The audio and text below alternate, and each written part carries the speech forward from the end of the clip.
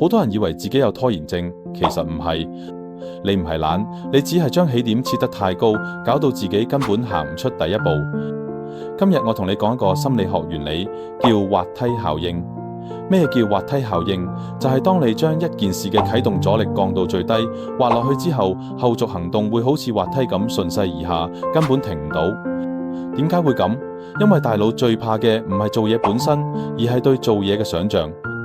你一諗到要寫3000字，大腦立即啟動防禦機制，話你知太辛苦啦，下次先啦。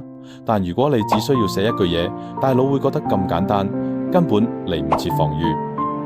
而一旦你寫咗第一句神奇嘅嘢就發生，第二句自然出現，第三句、第四句接踵而至，因為你已經入咗狀態，大腦嘅運轉慣性會推住你行。呢個就係滑梯效應嘅威力。好多人拖延嘅根本原因唔係懶，係將起點設得太高。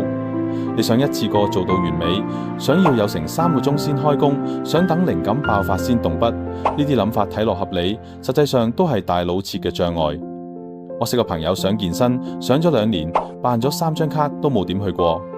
點解？因為佢每次都諗住要練個半鐘，光係呢個念頭已經令佢覺得好攰。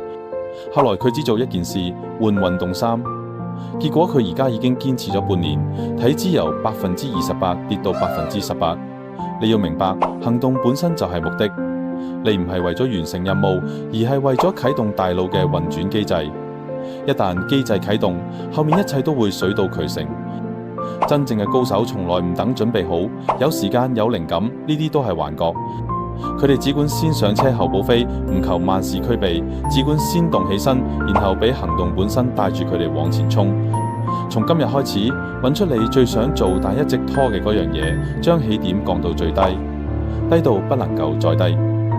關注 Jackie， 我專門幫你拆解行為背後嘅心理機制，將知識變成真正嘅行動力。